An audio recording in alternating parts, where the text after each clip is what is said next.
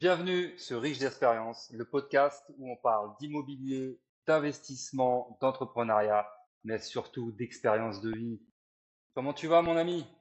Ça va et toi? Bah, écoute, ça va très bien, très très bien. On sort du week-end, il fait beau, donc c'est voilà, c'est cool. Toujours le beau temps. Le beau temps, ça ne peut que égayer ta journée et d'être motivé et optimiste. Moi, C'est quand il fait clair. beau, je suis au top. Ah bah en plus, là, une belle semaine. J'espère que vous profitez tous avec des 26, 27 degrés dans le nord. Donc, T'imagines dans le franchement, nord? non, c'est sympa. T'imagines? Ah bah c'est T'as la clair. mer en plus si t'habites dans le sud, alors là, waouh, quoi. Ah ouais, c'est super. Franchement, c'est agréable. Et en plus, jeudi, c'est Ouais, férié. Sortez du podcast, les amis. Jeudi 1er mai. Et on travaille, profitez, les nous. gars. On n'est pas, on Profitez. n'est Et pas nous, là. on Nous, on travaille. Et travaille. ouais. Qu'est-ce qu'il y a? Il sera là le Mais 1er gars, mai. tu sais, je comprends pas.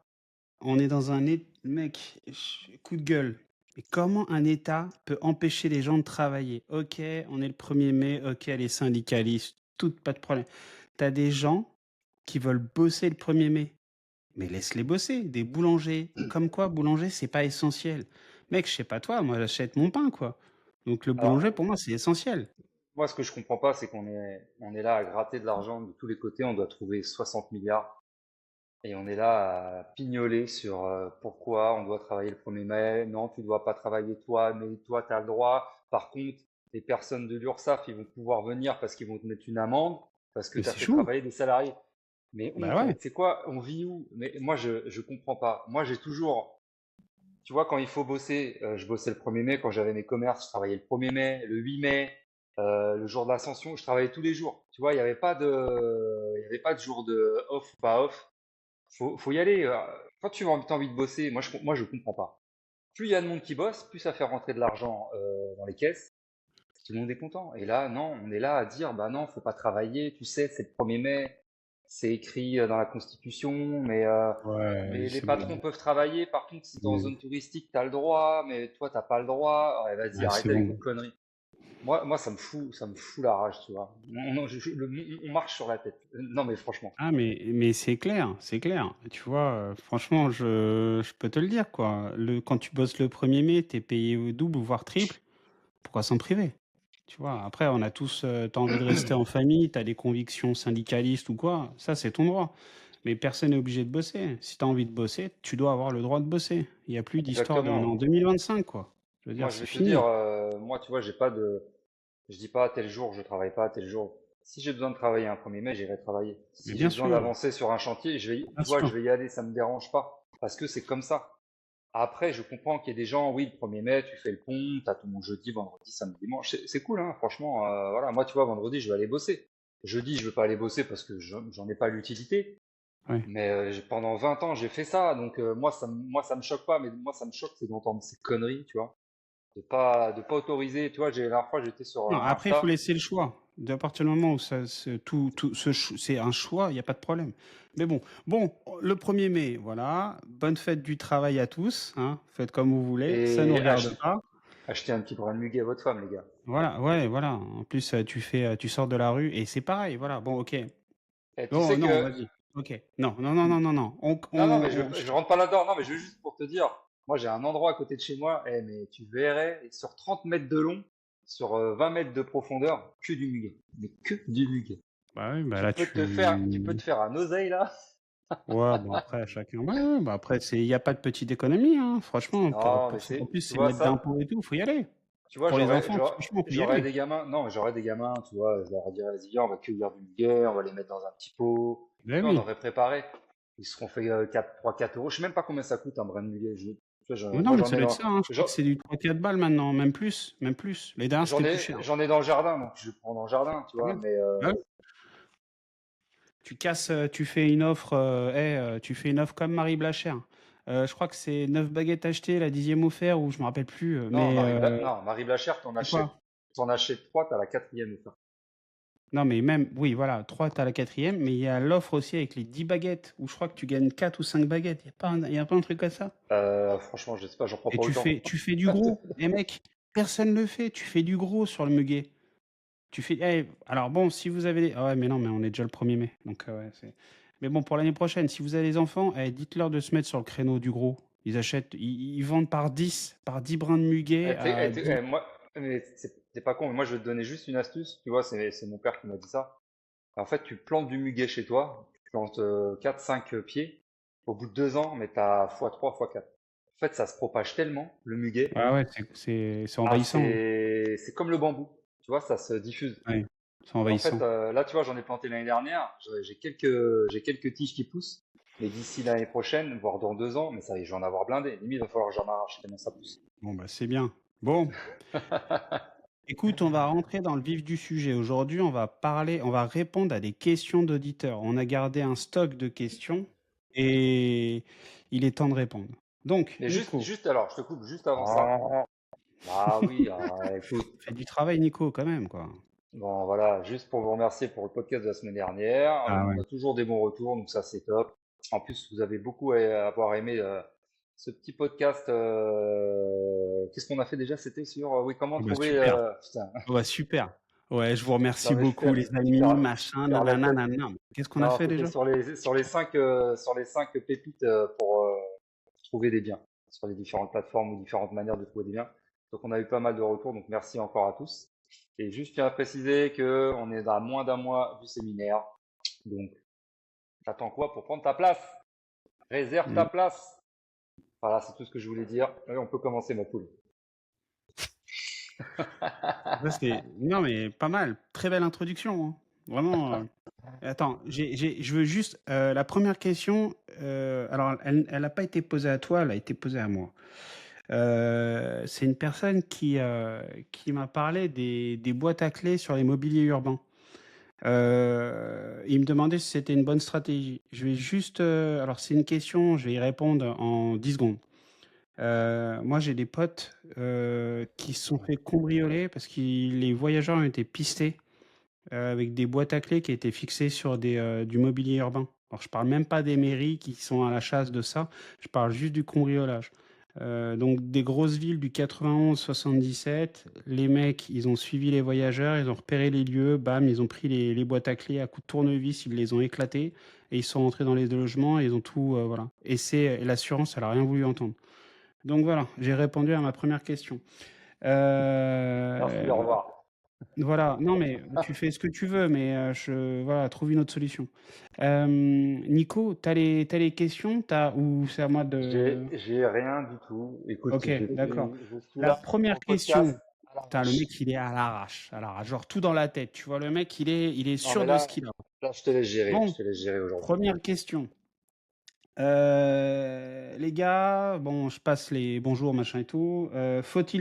Est-ce qu'il y a des coups à faire dans le neuf ou faut-il rester sur l'immobilier ancien?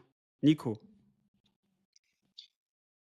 Moi, je vais te dire que là, à l'heure actuelle, les deux peuvent être bien, peuvent être bons, parce qu'on est dans une phase où l'immobilier c'est compliqué de vendre.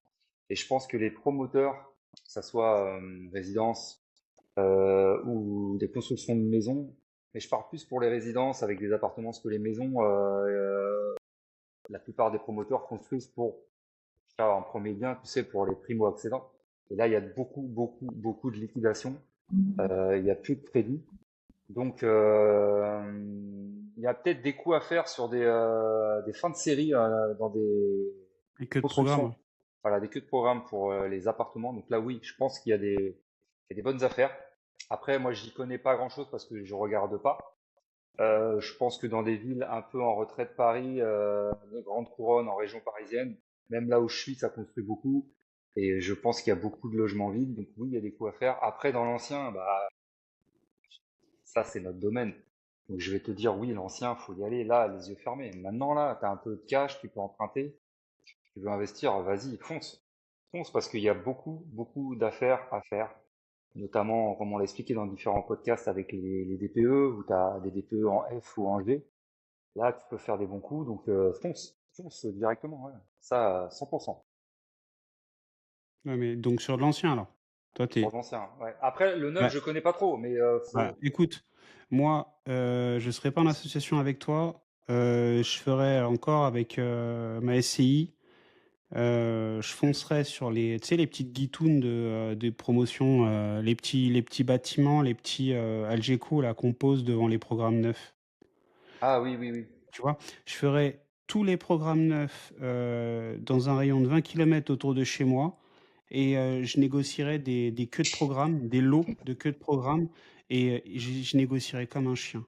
Genre même des locaux commerciaux, généralement les rez-de-chaussée, parfois t'as des voilà et je Ah, t'as des négocierais locaux comme un commerciaux, hein. chien.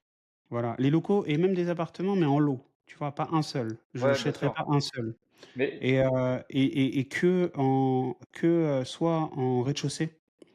Rez-de-chaussée, rez-de-jardin. Pourquoi? Parce que, je pourrais négocier tu vois, un chien de la casse, et après avoir. Mais en lot, jamais un appartement. Pourquoi ça? Pour diluer le risque, en fait, tu vois? Pour diluer même, le risque. tu vois, je pense aussi à autre chose, les garages. Je Ouais, pense tout à fait, qu'aussi, tu ouais. vois, Après dans des c'est vachement résidences, cher, hein. ouais, Les c'est très garages, cher. c'est Je vachement trouve cher, que trop cher. proportionnellement au prix de l'appartement, je trouve que c'est très cher. Non, Tu vas tout non, de moi, suite, ça serait pour garder, tu vois, ça serait pour garder, le temps que la crise, elle passe. Une fois que la crise, elle pa et ah oui et j'ai oublié un petit détail, c'est que de programme avec, j'achète pas sur plan. C'est que le programme, il est déjà terminé. Parce que si tu achètes sur plan, un «que de programme» entre guillemets sur plan, c'est qu'il y a un problème. et que ça Déjà, vient ja enfin, ça voit pas le jour, tu es dans la merde. ouais, c'est qu'il y a déjà, Non, c'est non, qu'il y a un problème. voilà. Et tu vois, Donc déjà, mais je te rejoins, hein, sur l'ancien. L'ancien, mais c'est tu me fais penser à un truc là, à côté de chez moi, ils ont fait beaucoup de résidences, beaucoup de programmes neufs. Et en fait, ils ont réhabilité des grands bâtiments dans une partie d'hôpital qu'ils ont dû vendre, l'hôpital. Et il y a des espèces d'algéco qu'ils ont fait en résidence. Et tu vois, moi, quand j'ai vu ça, je dis, oh, ça doit être pour les ouvriers, tu sais, pour d'accord. qu'ils puissent se poser, avoir des douches, se changer, tu sais. Ils font souvent ça, des algécos, ils les empilent les uns aux autres. Et ça te fait sur un ou deux ou trois, voire quatre étages, et t'as plein d'algécos. Je dis, tiens, c'est peut-être le temps des travaux, tu vois. Et ils vont les enlever après. Bah écoute, non, c'est une résidence. Alors, je vais te Empilée parler d'un avec des truc. algécos. Et écoute, et je me suis dit, putain, c'est bizarre. Et en fait, tout est fini, tout est neuf. Et en fait, les gens vivent dedans. Alors, est-ce que c'est pour de l'étudiant? Je ne me suis pas renseigné. Ah, c'est peut-être possible. Écoute, je vais te C'est parler peut-être d'un pour des truc étudiants. et franchement, je suis super chaud. Mais en fait, on a un problème en France, c'est les prisons. Et aujourd'hui, on est en train de Bouygues, pour pas les citer, ils ont vendu un programme à l'État pour construire des prisons ultra rapides. Concrètement, qu'est-ce que c'est? C'est des blocs de béton, en fait, une pièce en béton qui est déjà construite ailleurs. Et en fait, tu viens assembler comme des Lego les bétons et tu fais une prison en 6 mois, quoi. Ouais. Et tu auras juste l'électricité, la plomberie, enfin bref, tu vois, le truc à faire sur place. Tout le reste est conçu ailleurs. Et en fait, pour ça, j'ai trouvé des. En fait, tu peux participer à un investissement pour acheter des blocs de prison. Ah oui? Et Ah, ouais, ah oui, en privé. Ah oui, c'est dans, oui, ok, je vois ce que tu veux dire. en fait, l'État concrètement, comment ça se passe? En fait, l'État va te louer à toi la prison. Donc toi, tu es D'accord. propriétaire des murs de prison. Alors c'est en projet. Est-ce que ça va se concrétiser? Mais Mais c'est que je suis t'es sûr super d'être, chaud. t'es sûr d'être payé. Mec, je suis super chaud. On manque Franchement, de place, c'est un et bon l'État, business, c'est hein. des bails de c'est pardon, c'est des baux, garantis sur des 10-20 ans, Ouais, hein. c'est des concessions sur OK, X années. OK, 2e question. On est rentable, hein. Ah ouais, là, c'est Nico, ça, c'est pour toi, ça. Est-ce que l'immobilier est une valeur sûre? La réponse est dans ta question. Oui, c'est une valeur sûre. Ah Valeur bon? sûre. Oui, l'immobilier. Alors, en premier lieu, oui. Je dirais, pour commencer, si tu veux faire de l'investissement, alors tu as plusieurs types d'investissements. Donc, tu as le financier, tu as l'immobilier, après t'as plein d'investissements. Mais moi, je pense que les valeurs sûres, pour commencer, c'est l'immobilier. Ça te permet de tâter le terrain, de commencer, de faire tes preuves, d'avoir ta propre expérience. Et à l'heure actuelle, franchement, depuis même depuis l'après-guerre, l'immobilier c'est une valeur sûre, ça fait que de grimper. Je parle de la Seconde Guerre mondiale. Après-guerre, ça fait que de grimper et l'immobilier a dû faire x3, x4 depuis. voire même x5. Ou même ça se trouve x10. Tu vois, ça se trouve, je dis des conneries, ça se trouve ça a même fait x10. À l'époque, t'achetais des maisons à 20 000 balles ou 30 000 francs, non, en francs, hein, ou même 300 000 francs en anciens francs. Maintenant, ça vaut peut-être 800 000, 600 000, tu vois. Donc oui, c'est une valeur sûre. Moi, pour moi, c'est une valeur sûre. Moi, je me suis construit avec l'immobilier. Donc, c'est-à-dire que j'ai toujours été dans ce mood-là où mes parents me disaient, voilà, mais investis dans la pierre, c'est de la valeur sûre. Tu perdras jamais d'argent. Bah écoute, c'est simple, je vais essayer de te montrer une courbe que j'ai. Et bon, bah, tous ceux qui sont sur podcast, Spotify, vous la verrez pas, mais tous ceux qui sont sur YouTube, vous allez la voir. Là, j'ai pris une courbe sur 50 ans. Ah, On on voit voit pas rien là. Ah, si, avec le si, rétro. ouais. Si, si, si. Ouais, bah tu vois. En fait, les courbes sur 50 ans, toutes les pseudo-cracks, les pseudo-chutes de l'immobilier comme on est en train d'en vivre, en fait, sont absorbées, sont lissées sur les années. Donc concrètement, tu investis l'immobilier avec l'effet de levier des banques, tu as juste à attendre que la tempête passe. Et voilà. Là, concrètement, une fois que Macron, bon alors, on fait pas de prédiction, mais imaginons qu'on change en 2027, élection présidentielle, on change de gouvernement, on change de président. Bah de toute façon, On c'est tombe sûr, sur on va quelqu'un. changer de président. C'est Bon, bah obligé. voilà, ok. On tombe sur quelqu'un qui se rend compte en fait que l'immobilier et surtout la crise du logement, ça doit ça doit faire partie des trois ou voire des. Fait, comme on dit, hein, quand l'immobilier va, tout va. Et quand le bâtiment va, tout va. Et ben voilà. Donc 2027, les gars, accrochez-vous parce que en fait, les courbes, enfin les chiffres ne montent pas. Les chiffres ne montent pas. Il y a des hauts et des bas. On est dans un bas, mais en fait, lisser sur les années, ben c'est dans le haut. Ok, je pense qu'on a répondu à la question.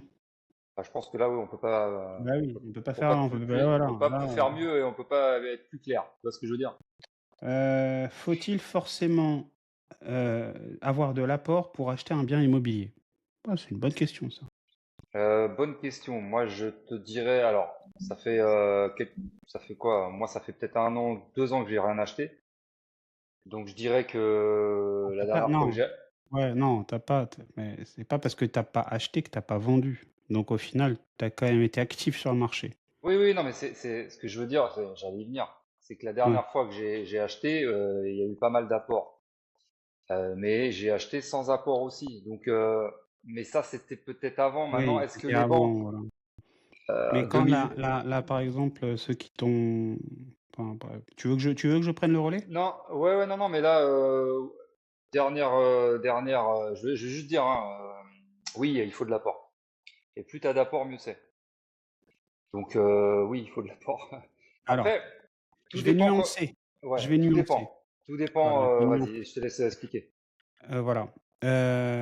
En fonction du profil de chacun, vous avez besoin ou pas d'apport. Quand on dit avoir de l'apport, c'est pas forcément de l'apport que vous allez mettre dans un achat. Vous pouvez mettre une assurance vie en nantissement, ça peut faire partie d'un pseudo apport. Vous pouvez faire plein de choses qui fait que indirectement vous mettez de l'apport, mais directement vous n'en mettez pas. Là, je viens de dire des nantissements d'assurance vie. Moi j'ai nanti autre chose, mais j'ai pas mis d'apport. Mais j'ai nanti en fait une certaine somme qui m'a généré comme un pseudo apport. Maintenant, si tu arrives et que c'est ton premier investissement ou que c'est ton premier achat de résidence principale et que tu n'arrives et que tu veux du 110%, bah écoute, je pense que aller à Lourdes pour faire un pèlerinage, ça pourrait te porter chance. Tu crois qu'à l'heure actuelle, là, on peut plus faire 210%? Bah, à moins d'avoir un dossier béton avec être sexy chez le banquier, il y en a qui disent que c'est possible. Donc, je vais pas dire que c'est impossible. Maintenant, franchement, Peut-être. Tout dépend du montant. Si tu fais un 110% sur un 50 000 euros, alors, ok, voilà. regarde. Tu vois, peut-être Ok, les tu veux faire. montants. Ok. La banque, elle, pour se garantir, elle va vouloir la valeur vénale du bien. Qu'est-ce que ça veut dire? Ça veut dire que si demain tu fais défaut, elle, il faut qu'elle se rembourse. Donc en se remboursant, en vendant le bien aux enchères. Ok? Maintenant, si toi, tu rajoutes les droits de notaire, on a eu une question sur les droits de notaire, j'y viens juste après. Si toi, tu rajoutes les droits de mutation, Les droits de mutation, donc par exemple, on va prendre un exemple simple, 100 000 euros, les droits de mutation, ils sont passés quasiment à 10%, donc ça nous fait 110 000. Tu es d'accord jusque-là ou pas? Ouais, c'est ça. Achat plus droit de mutation, 110 000. Donc ce que tu demandes de te faire financer à la banque, 110 000. Tu fais défaut, la banque, la valeur du bien, c'est 100 000. Elle fait quoi des 10 000 qui manquent? La banque, c'est une gestion de risque. Donc, dès lors, en fait, les trois quarts du temps, la banque, elle va dire non, parce qu'elle n'est même pas en capacité de se rembourser si tu fais défaut. Au même titre que ceux, et d'ailleurs, tiens, tu te rappelles la personne qui nous a posé la question sur le différé, là? C'est Oui. des trucs de ouf. Les gens, ils prennent enfin, là, je divague. Bon, je recentre. Donc, du coup, en fait, c'est fort possible aujourd'hui, en l'état actuel des choses, déjà avec les taux, qu'une banque refuse d'aller à 110%. Parce que demain, tu fais défaut, elle ne pourra pas se rembourser par rapport à l'argent qu'elle t'a prêté. À moins que tu aies acheté, mais vraiment moins cher que le prix du marché, en fait, on n'est même pas sûr du marché. Donc les banques, moi je parlais avec la Caixa, avec mon conseiller à la Caixa, qui est juste le directeur de l'agence. Il me disait là, vous voulez faire du marchand de biens, mais on ne sait même pas ce que demain est fait. Nous, eux, la Caixa, c'est simple, hein. La Caixa, ils sont OK. Les garanties, je te raconte même pas, limite, tu leur donnes ton slip. Mais derrière, en fait, ils attendent 2027. Ils sont tous en train d'attendre le départ de Macron. Ils Ouais, cherchent et même pas. puis, paye tes frais, Non, mais alors, les frais la bancaires Caixa, et c'est. autres, Alors, les la Caixa, intérêts, laisse c'est pas la tomber. banque espagnole, c'est la banque portugaise pour ceux qui connaissent. Autant dire que quand tu vas là-bas te faire financer, ils financent que ceux qui ont les reins solides, hein. Ils financent plus du tout. Si t'as pas de garantie, hypothèque, etc. Et vas-y, et ça sert à rien d'y aller, hein. Et tu vas y laisser ton Bah, slip. de toute manière, maintenant, au niveau des banques, la plupart du temps, hypothèque. Hypothèque. Le cautionnement, ça, je sais même pas si Ouais, ça se ouais, fait enfin, encore. voilà. Peut-être pour les Hum. primo-accédants, tu vois. Ouais, enfin bon. Bon, allez, on continue. Euh, on a eu une question sur sur les droits de mutation. Comment on pouvait faire pour baisser les droits de mutation? Bon, concrètement, aujourd'hui, il y a quelque chose qui est en train de se profiler. Et c'est simple. Quand tu vas acheter en fait un bien immobilier, il faut que les frais d'agence. Les frais d'agence, il faut que tu les passes en mandat de recherche pour que ce soit l'acquéreur qui les paye, pardon. Pourquoi? Parce que on va toujours prendre notre exemple de 100 000 euros. Imagine, tu as un appartement qui coûte 90 000 plus 10 000 euros de frais d'agence. Si tu laisses les frais d'agence à la charge de l'acquéreur, du vendeur, en fait, tu auras le calcul des droits de mutation qui se fera sur 100 000.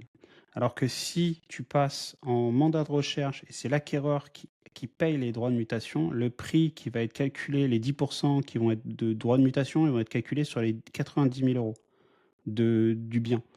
Maintenant, en plus de ça, tu peux faire. Alors, les notaires, ils sont moins chauds pour faire ça, mais c'était, tu sais, à l'époque, on passait les cuisines, etc. Et du coup, ça déduisait le prix de. Tu te rappelles de ça ou pas? Ouais, mais ça se fait encore. Ok, ça se fait encore. Eh ben, ça se fait de moins en moins.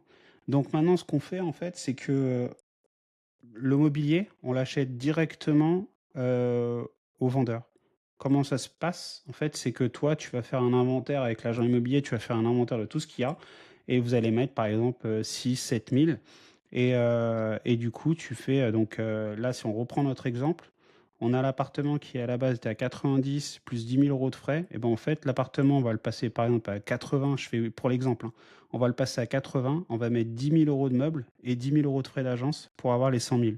Et du coup, les droits de mutation, ils vont passer à 80 000. Ah Calcul, ouais. pardon, sur la base de 80 000. Et ce qui est fou, c'est qu'il n'y a même pas besoin de facture ou autre. C'est ça qui est fou. Mais non, c'est du particulier de gré à gré. Et même si tu es Non, en mais c'est ça qui société, en est. fait. Non, mais je sais, c'est ça qui est dingue. C'est ça qui est dingue. Donc oui, il faut le faire. Et en fait, et sur des gros biens où tu as beaucoup de meubles, là, ça peut jouer beaucoup. Ça peut aller Et sur les des meubles, dizaines. les salles de bain, Les salles de bain les et les parois, cuisines. les trucs, Si t'as trop t'as, de si t'as, trucs. attends, si t'as une cuisine d'été, si t'as une cuisine à l'intérieur, et ça, mais tu peux te sortir du 20 30 000 euros en moins. C'est un truc de fou. Les gens, ils y pensent pas à Une ça. grosse baraque, hein, précise, hein. Ouais, t'as précisé en plus. Oui, grosse baraque, grosse baraque. Mais ça fait baisser la note. Vu que les frais, Euh, vu que les frais ont augmenté, On est passé à combien ici en Seine-et-Marne? Bah, On ça était dépend à, les régions, ça dépend les départements, pardon. putain, je crois que Mais c'est c'est pas entre tout à 8 fait et 9, demi c'est pas, et c'est 8, non, c'est entre 8 et 9 et quelques, je crois. ouais, dans certaines régions, tu peux quasiment monter à 10 même. Ouais, Quasiment. ça dépend où t'es, ouais. Ouais.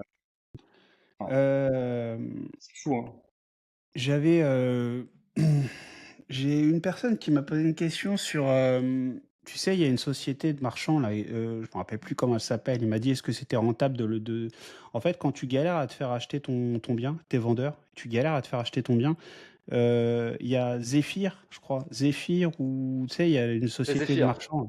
C'est C'est Zéphyr. Zéphyr. Ok. Eux, ils te rachètent ton bien, en fait, ils te rachètent content, rapidement.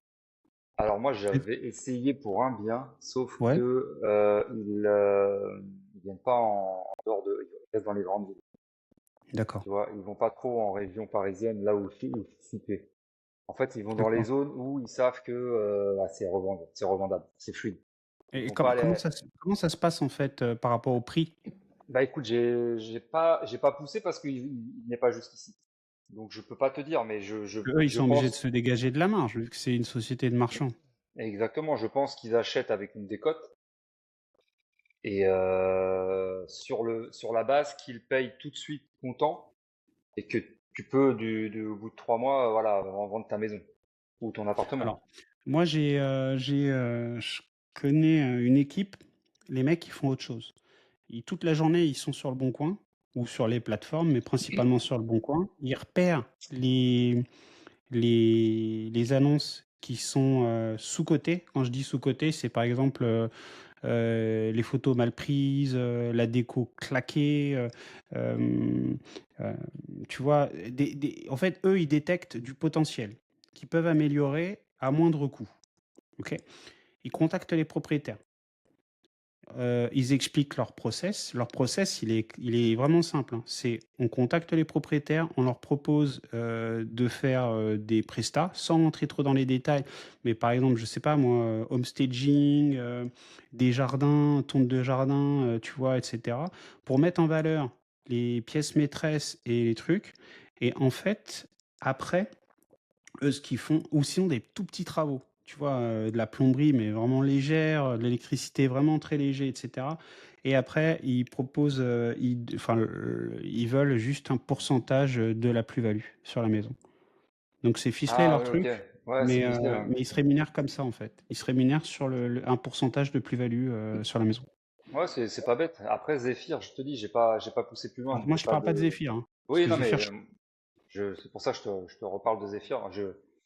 Je peux pas te dire. Peut-être qu'il y a des auditeurs qui sont passés avec Zephyr. Moi, je parce que pense les mecs sont que obligés de se faire de la marge, donc ça veut dire qu'ils doivent casser les prix. c'est ça. Ils doivent pas casser les prix, mais je pense qu'ils calculent leur marge. Bah, Ils doivent calculer leur marge et une prix à la baisse. Par contre, ils assurent la vente du bien cash pour le vendeur. C'est à voir, mais bon, c'est comme toujours. Tu te fais de l'argent sur le dos des autres et c'est toujours la même chose. C'est toujours un peu la même alors chose. ça non, non, ça non, non, non. Ça, se faire de l'argent sur le dos des autres, non. Il y a un marché, t'es vendeur, tu sais pas comment faire, eux ils viennent, ils te proposent, ils volent personne, hein. Ils viennent, ils te proposent. Mais bon, ok. Question pour toi, Nico. Elle a été claire. Faut-il rénover un bien? Donc c'est Amandine, elle nous a posé la question et c'était pour toi, je pense. Parce que faut-il rénover son bien avant de le vendre? Écoute, ça dépend, Amandine, ça dépend si ton bien il est propre et que ça pose pas de problème en visite et que les gens ne vont pas regarder et voir des problèmes, tu peux le vendre comme ça. Si toi tu sens qu'il y a des choses à remanier, vaut mieux rénover, faire une petite réno. Si tu vois, tu as une salle de bain qui est un peu vieillotte ou tu as une cuisine qui est un peu passée. Et en fait, ce que les gens vont voir dans une visite, et c'est toujours la même chose, hein, c'est salle de bain, cuisine. Maintenant, avec tout ce qui se passe à la télé, on fait voir des émissions de télé-réalité au niveau des cuisines, tu vois, Top Chef, les trucs comme ça, Master Chef. Donc on voit des belles cuisines, donc on a envie de cuisiner. Donc maintenant, voilà, on est beaucoup de temps. En fait, tu passes la plupart de ton temps dans ta cuisine et dans ton salon. C'est vrai, hein. Quand tu as une maison ou un appart, c'est là, c'est la pièce de vie. Donc il faut que la cuisine soit top. Et la salle de bain, c'est pareil. Si tu as une salle de bain des années 70 avec des roses sur la faïence, avec le plafond vert, ça va être compliqué, hein. Direct, tu peux compter un billet de 10 000 à la baisse sur la vente de ta maison, de ton appart. Et la cuisine, c'est pareil. Tu peux compter 10 à 15 000 euros en fonction de la superficie de la cuisine. Donc, moi, je te conseille, oui, de rénover. Après, un parquet, un coup de peinture, c'est rien. Ça, les gens, c'est pas ça qui va faire que. Mais surtout cuisine, salle de bain, ouais. Après, un petit parquet, un petit coup de peinture, c'est rapide. Moi, je préconise, tu veux vendre bien, rénovation au top. Et là, tu n'auras pas de problème. Et en fait, il faut pas grand-chose. Il suffit un petit coup de peinture, voilà, salle de bain, cuisine, et tu peux vendre un peu plus cher. Ou tu peux vendre au prix du marché sans négo. Et tu n'auras pas de négo, tu vendras au prix. Moi, je te conseille de rénover s'il faut rénover. Si elle D'accord. est clean, ça sert à rien, hein. Bon, Je sais pas, je peux pas non, être non, plus mais clair. voilà, la question était pour toi, j'ai même pas Alors besoin d'y après, répondre, hein. si j'ai Moi, je obligé, dirais juste un truc, je dirais juste un truc. Ça dépend où, ça dépend le prix du marché, ça dépend le prix du marché au mètre c'est c'est prix au ça, mètre carré. exactement. À Au mètre Paris, carré. si ton appart il est pas Ça vaut le coup. rénové, Ouais, voilà, ça vaut le coup de le rénover pour être au top. ça vaut le coup Après, pour être encore. t'es dans la Oui, non, Creuse, mais franchement. voilà. Puis pause Et après, ou autre, il faut se détacher des autres. C'est compliqué, il ça faut se dépend où. démarquer. Tu vois, Paris, si tu as une occasion, tu es dans un quartier que ça se vend le neuf entre 8,5 et 10 000 euros du mètre ou 11 000 euros du mètre, tu arrives à le toucher à 7 000, à 6 000. Tu prends pas la tête, hein, qu'il y ait des travaux ou pas, tu y vas, quoi. Tu vois ce C'est que je veux clair, dire? c'est clair. Même si tu as un appart et que tu veux le vendre à 8 000 euros du mètre, et que ça peut se vendre à 10 000 ou à 9 000, mais t'as pas besoin de faire de travaux, il va partir direct. Il va partir direct parce que derrière les gens savent qu'ils l'achètent beaucoup moins cher.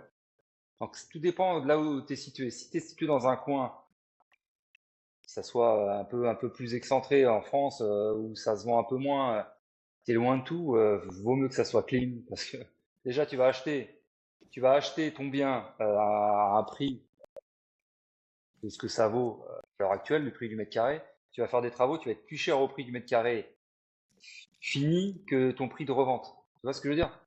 Que ton prix au mètre carré. Moi, ça m'est déjà arrivé de visiter des maisons où le prix du mètre carré à la revente était à 1 500 et limite t'es à 1 800 en rénovation parce qu'il faut tout refaire. Ça vaut pas le coup, jamais ça se vendra un truc comme ça. À part si tu y restes toute ta life. Tu vois ce que je veux dire? Donc c'est ça qui est.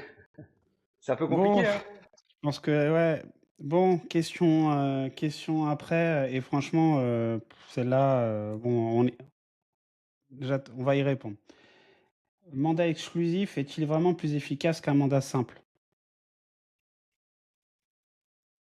Moi, écoute, moi j'ai fait les deux. Mandat simple, mandat exclusif, pour moi c'est la même. Après, encore une fois, tout dépend du bien. Tout dépend du bien, tout dépend du prix. De toute manière, Mandat exclusif, ça veut dire que tu resterais avec un seul agent alors, immobilier.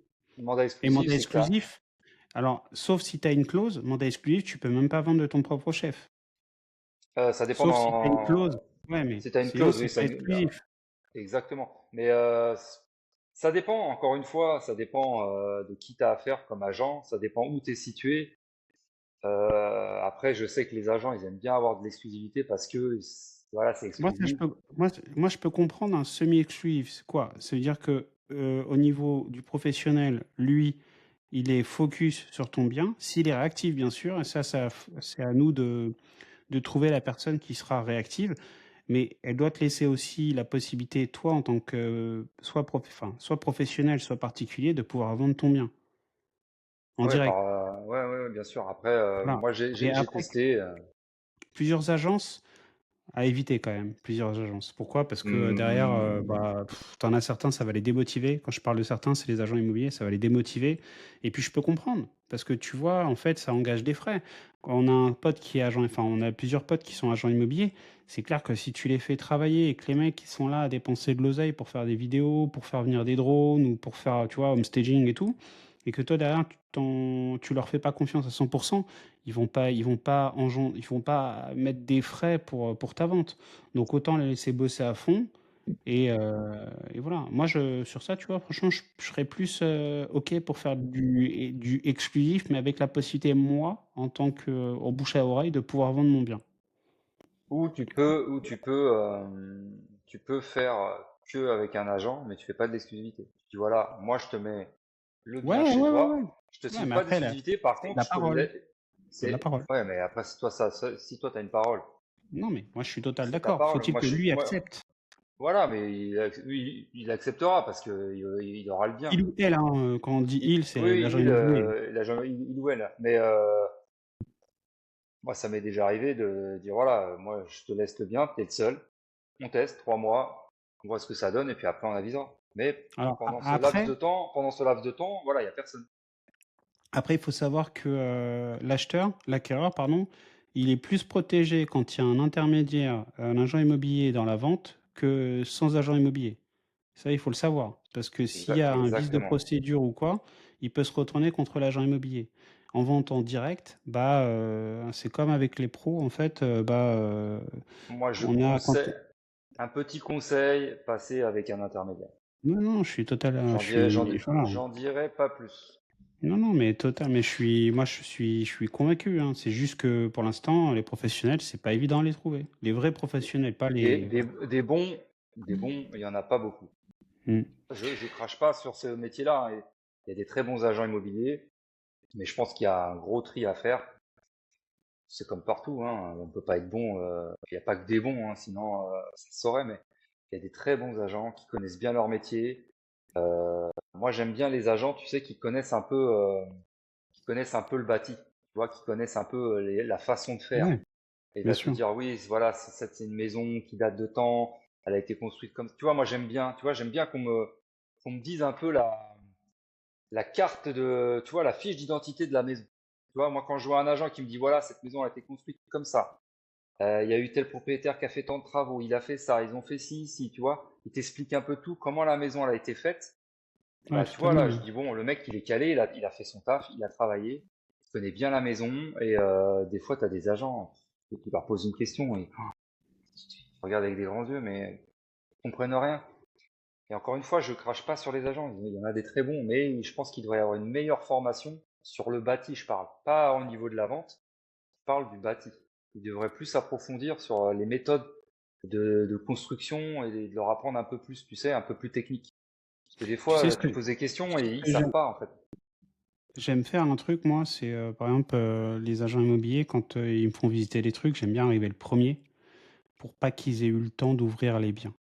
Parce que quand je suis là avant eux et que du coup ils ouvrent en même temps avec moi, je vois direct s'ils connaissent le bien ou pas. Et je vois aussi à l'intérieur si les fenêtres. Alors quand il est pas inhabité, quand il est inhabité le bien, hein, bien sûr. Je vois direct en fait par rapport à l'odeur s'il y a des problèmes ou pas. Quand les gars ils ouvrent la porte ou quand les agents ils ouvrent la porte, les fenêtres et tout, on voit tout de suite s'il y a des problèmes sur les fenêtres, les huisseries, etc. Un petit tips. Voilà. Plutôt maison moderne ou maison ancienne? Ah, bonne question. Écoute, bonne question. Moi, j'ai eu les deux. Euh, Moi, je suis actuellement dans un mix des deux, moderne et ancien. Moi, Ouais, j'adore l'ancien. Alors, ouais. j'adore l'ancien parce que j'ai baigné là-dedans et j'ai appris avec l'ancien. J'ai cette culture de la pierre, tu sais, des belles. Moi, quand j'ai commencé à travailler avec mon père, on rénovait que des corps de ferme ou Waouh. des granges et que de la pierre. Et moi, en fait, la pierre, c'est tellement valorisé quand tu la rénoves. C'est beau, tu vois. Et on est dans une région où on est, nous, ici, en sud, sud d'Île-de-France, même en Seine-et-Marne, où tu as de la belle pierre, tu as de la pierre de grès. Je sais pas si tout le monde connaît. C'est une très belle pierre qui a été extraite à l'époque ici dans les carrières et dans la forêt de Fontainebleau. Et toutes les maisons sont en pierre de grès et une belle rénovation avec de la pierre de grès, de l'enduit et tout. Franchement, c'est magnifique. Tu en mets un petit peu à l'intérieur. Tu vois, tu fais un petit pan de mur ou autre en pierre comme ça apparente. Moi, je trouve ça magnifique. Avec des belles charpentes d'époque. Pas les charpentes comme on a les fermettes à la con, là. Mais des vraies charpentes travaillées par des vrais charpentiers. Moi, je trouve ça magnifique. Et quand tu fais un mix des deux, c'est top. C'est top. Je Mais, partage. Moi, je suis ancien aussi. mais une belle maison moderne, Ah, type mec. un peu carré, tu sais, avec différents niveaux et tout, avec un Ah, peu de ancien, bois, ah, c'est ancien, joli et aussi, tu hein. fais C'est joli. exactement comme tu as fait. Ancien, ancien rénové en moderne et ça claque. Alors, attention Alors, avec alors, l'ancien, c'est très bien. Par contre, il faut bien le rénover. Parce que, voilà, une maison, tu vois, moi, chez moi, j'ai aucune fondation. C'est-à-dire que c'est un corps de ferme qui a été fait en 1890. Il n'y a aucune fondation. Et ça ne et bouge pas depuis ce le temps-là. sol, c'est quoi comme sol que tu Le as? sol, c'est du sable. C'est du Oui, voilà, sable. c'est pas de la glaise ou c'est pas de Non, non, l'argile. non, non, non, non. Et en Non. fait, tu vois, quand j'ai fait la construction, avec mon père, on a fait tout ce qui est VRD, les évacuations, tu vois, assainissement et tout. On a creusé en dessous des fondations. C'est-à-dire en dessous de la maison, Ouais, t'as plus d'un mètre de profondeur. Et les anciens, ils bossaient bien, hein. Ils ouais, bossaient très bien franchement, c'était des ça super bouge boulots. pas ça ne Ça bouge bouge pas. pas d'un poil. C'est un truc de fou. Et là, maintenant, t'as Bon, des maisons neuves avec des fondations et elles bougent. Tu te dis, mais ah, c'est bon c'est dingue, hein. après, moi j'ai le problème avec bon, on habite à 40, à une demi-heure, trois quarts d'heure d'écart entre tous les deux. Et moi, tous les trucs que j'ai, ils sont tous sur du terrain argileux.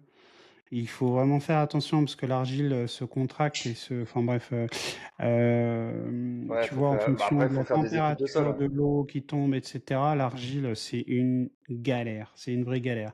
Donc pour ça, il faut vraiment vérifier les fissures. La moindre fissure doit t'alerter sur de l'argile. Mais voilà. Bon, c'était un super podcast. Franchement, j'ai adoré. Les questions, elles étaient vraiment bien. Après, on nous a posé des questions plutôt Rolex, plutôt. Bah, vas-y, tiens, vas-y. T'es plutôt Rolex ou plutôt. Attends, c'était Rolex, Patek mince. Je n'ai pas envie de rallumer mon téléphone. Ou la Speedmaster. Moi, alors, Patek, non. Déjà, non, ça me dit rien. Déjà, c'est trop cher. Rolex, j'aime bien. Alors, j'aime beaucoup, hein. C'est très Oh, joli. le mec. Ouais, Non, t'as non, un mot à non. dire. T'as un mot à dire. T'es en train de me raconter ta vie, là. Oui ou Ouais, mais non? je développe. Moi, j'aime bien développer. Je suis là pour discuter. Oui, Putain. Rolex et oui, Omega. Voilà. Moi, Speedmaster. Omega. Et Attends. Seiko, hein, je suis un grand fan de Seiko. Seiko, tu vois, grand Seiko. Et pour le modèle pour tous les jours, la Seiko Astron pour tous les jours. Parce que la Omega Speedmaster, bon, je suis Elle pas est encore chère, hein. serein pour marcher à 10 balles par mois, 10 balles la montre au poignet, alors que Moi, la tu Astron, sais, elle est à 3000, entre 2 et 3000, ça passe bien. ouais, moi, j'aimerais bien avoir, c'est la Ouais, c'est la Moon, comment ça s'appelle? Je me rappelle plus. bah, C'est la c'est la Speedmaster. Speedmaster Moon, la Pepsi. Speedmaster. Oh, non, non, ça c'est Rolex, la Pepsi. C'est la GMT. Non, non, je te parle de Omega. La Ok. Omega Speedmaster Moon, là. Ouais, elle est terrible. Ça, franchement, dès que je peux, Ah celle-ci, bah, j'essaierai de ça va l'avoir. venir, ça va venir. Elle est top. Franchement, ça, c'est C'est une juste une super question montre. de priorité. Et Ouais, après, on a franchement, eu ouais. une question sur les voitures, mais bon, c'est bon. Bon, vas-y, si aussi, c'est pareil. Plutôt allemande ou italienne? Non. Ou anglaise, hein, si tu veux. Allez, vas-y, j'en rajoute une, hein. Ou anglaise. J'ai plus un penchant pour les Allemandes. Et après, anglaise, je vais te dire laquelle. Je l'ai dit la dernière fois, c'est l'Aston. Ok, pas mal. Pas mal. Bon, Voilà. bah écoute, ce Et sera notre sinon, conclusion. sinon, une bonne Twingo, ça fait l'affaire. Ah, bah mon gars. Un bon Kangoo, Voilà, ça Twingo. fait Alors, l'affaire. petit tips, pour si toi tu es investisseur, tu veux passer partout. Twingo. Twingo 2015, tu l'as même pas besoin de boîtier, tu l'as fait rouler à l'éthanol et tu me diras merci. Et attention, et si tu as une deuxième voiture avec un gros moteur, tu fais des ICA, et tu fais pas les ICA indemnité kilométrique, tu fais pas les ICA sur la Twingo, tu fais les ICA sur la grosse voiture. Le barème des impôts sera limité à, je crois que c'est 7 chevaux maintenant. Avant c'était 10, maintenant je crois que c'est 7 chevaux. Là je suis en période fiscale, donc je vais revérifier. Mais du coup, tu fais ça et à la fin, tu sors de l'argent de ta société et tu roules avec ton véhicule perso. Et voilà, j'ai terminé. Moi, Bon je juste, bah Nico, pareil, oui, juste un petit tips. Tous ceux qui font de l'investissement, on passe tous par là à faire des travaux ou autres. Prenez un petit utilitaire. Franchement, grave. c'est la base. Moi, j'en ai un depuis plus de 10 ans. Ça fait 15 ans presque. Ah oui. Et à chaque fois, je le change. Et franchement, moi, je roule tous les jours avec.